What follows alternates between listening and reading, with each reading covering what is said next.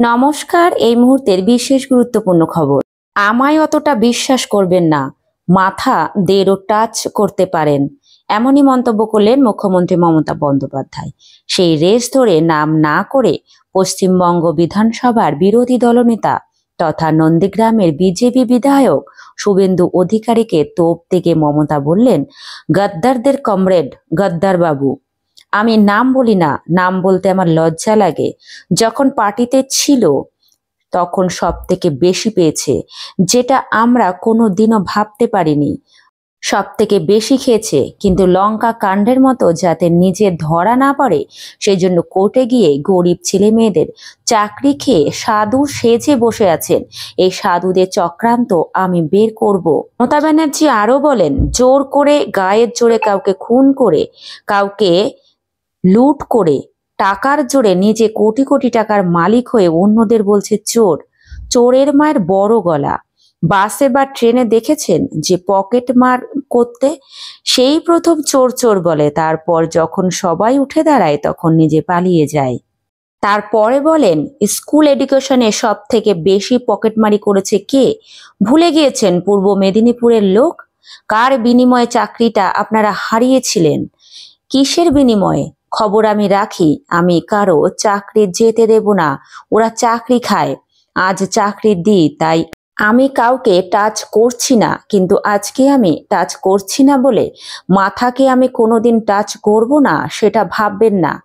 আমায় অতটা বিশ্বাস করবেন না। আমি তাদের বিশ্বাসী, যারা আমায় বিশ্বাস করেন। আমি মানুষকে বিশ্বাস করি। ঘাটাল মাস্টার প্ল্যান নিয়ে মমতা বন্দ্যোপাধ্যায় বলেন, 2-3 বছরের মধ্যেই আমরা এই ঘাটাল মাস্টার প্ল্যান করে দেব। আমরা শেষ 12 বছর ধরে টাকা চেয়ে আসছি, কিন্তু আমরা আর টাকা চাইবো না। আর যে সবচেয়ে বেশি মানুষের কাজ করেন তাকে গালাগালি করে বেড়ান। দেব বলেছে যে ঘাটাল মাস্টার প্ল্যান হলে পাঁশকুড়া 1, পাঁশকুড়া 2 ঘাটাল এলাকায় বন্যা নিয়ন্ত্রণ করা অনেকটাই সম্ভব হবে। দীঘার জগন্নাথ মন্দির নিয়ে মমতা ব্যানার্জি বলেন, দীঘার জগন্নাথ মন্দির দেখেছেন?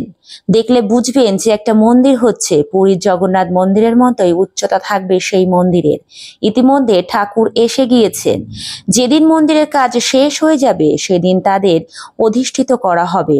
এমনভাবে জগন্নাথ মন্দির তৈরি করা হচ্ছে যে একদিন দেখবেন সারা বিশ্বের মানুষ পুরীর জগন্নাথ যাচ্ছেন আর একবার দীঘার জগন্নাথ মন্দির ঘুরে যাচ্ছেন। দীঘাকে সাজিয়ে তোলা হচ্ছে। নন্দীগ্রামের জল প্রকল্প নিয়ে বলেছেন, নন্দীগ্রাম 1, নন্দীগ্রাম 2 ও নন্দকুমারের জন্য শীঘ্রই 1400 কোটি টাকার জল প্রকল্প শেষ হবে।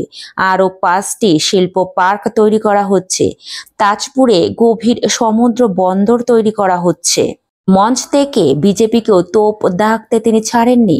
দিল্লি থেকে কিছু লোক ভোটের সময় আসেন, সারা বছর কিন্তু তাদের পাত্তা পাওয়া যায় না। হঠাৎ করে তারা বিজ্ঞাপন দেন যে বাড়িতে বাড়িতে জল দিচ্ছে বিজেপি। আমি বলি, ভাই তোমরা কিভাবে দিচ্ছ? আমরাই সব করছি। আমরা 70% টাকা দিই, বাকি 30% টাকা তোমরা দাও। তাও আমাদের টাকা তুলে নিয়ে গিয়ে সেটাও দাও। মাছের তেলে মাছ ভেজে দিচ্ছ। এইভাবে মুখ্যমন্ত্রী মমতা বন্দ্যোপাধ্যায় পূর্ব মেদিনীপুরের তমলুক সভা থেকে বিরোধীদের তোপ দিয়ে গিয়ে সেখানকার মানুষদের কিছুটা উজ্জীবিত করার চেষ্টা করলেন এবং বিভিন্ন প্রকল্পের শিলান্যাস করলেন এবং অনেক প্রকল্পের উদ্বোধনও করলেন।